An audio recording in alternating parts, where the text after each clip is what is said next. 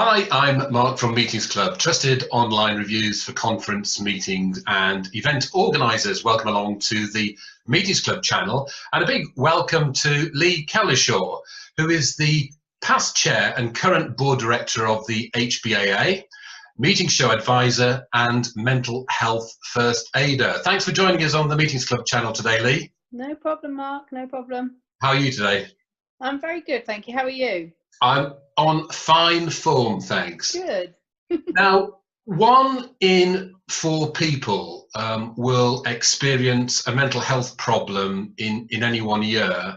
And it's well known that the conference, hotel and events industry is one of the most stressful places to work in, with sort of 1 in 3 people affected rather. Why do you think this is?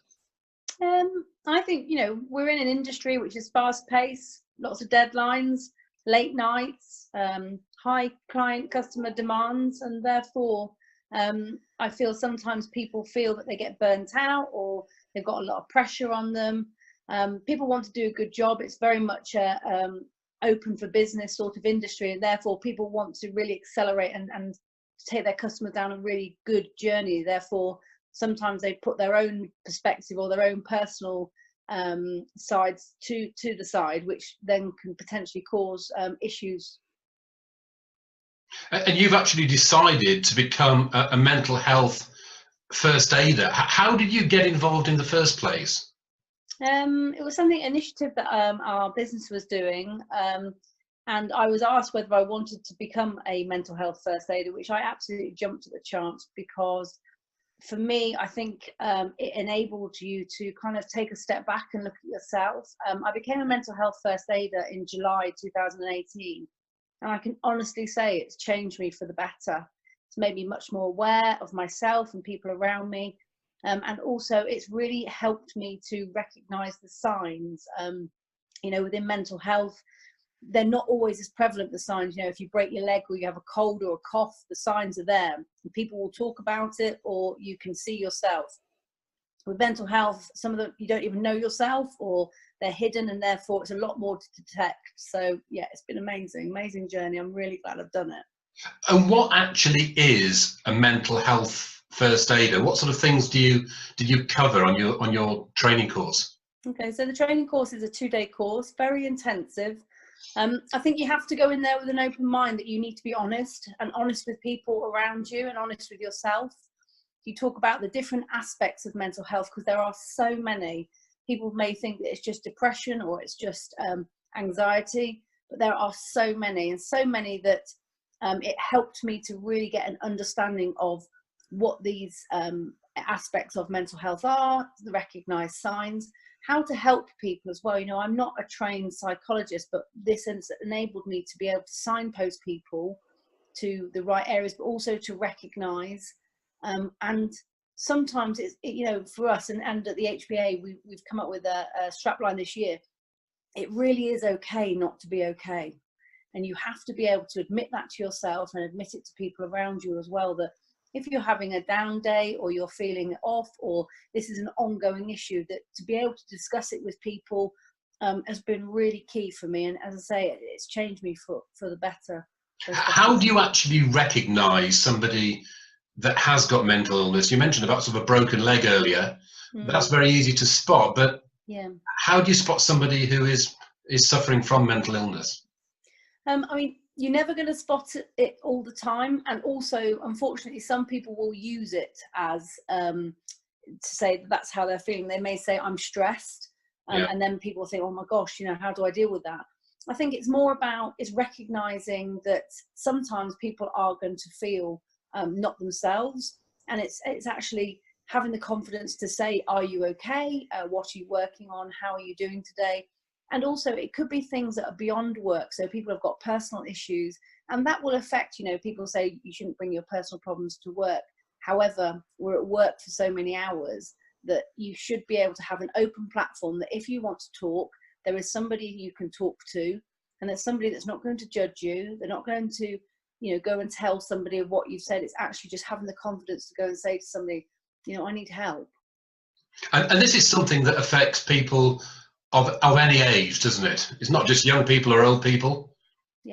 there's children as well, all walks of life. Unfortunately, it doesn't pass anybody, and it can hit you all of a sudden. It could be something that happens in your life that is all of a sudden, it kind of steamrolls you, or it could be something that's been there for a few years and there's something that triggers it. It's not going to pass anybody, but what is really key, that if you don't deal with it, it will come out in a certain way. You have to be able to deal with it.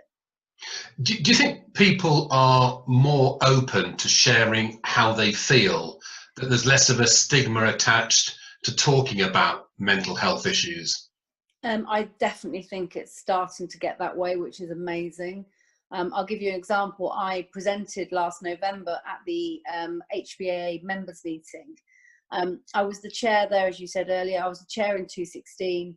I'm still a board member now. And people's perception of an individual isn't necessarily the person that's inside. And what I did is I've always talked at the HBA forums or any of the events that I've been invited to talk to, and it's about business, whether it's about meetings, about leading the association and making changes. And this was the first time that I actually stood up there and I displayed a very different side to me. I displayed a side of, this is how I think people in the room perceive me as an individual. And I talked about the things that I do in the industry, the things that I do at work, the things that I do for the association, the role that I have. I'm a team leader.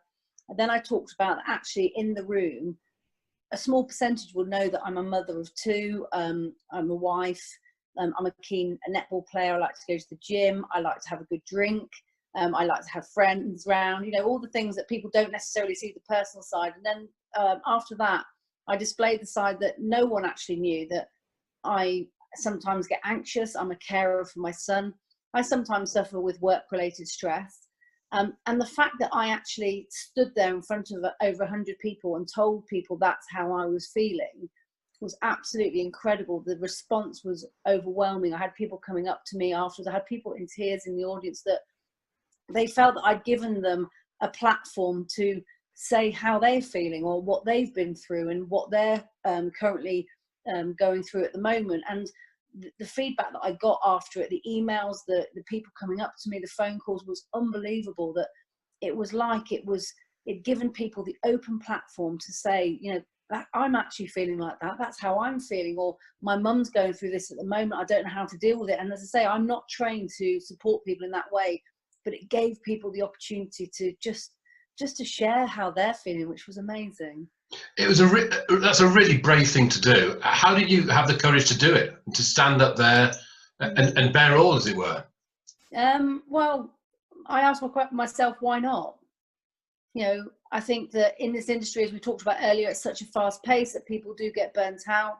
I had just become a mental health first aider, and I had spoken to the HBA about wanting them to take it forward as well, because I'm so passionate about it. And it really gave me the opportunity, because as I say, I've spoken about different things, and this was about giving people the platform to share how they're feeling.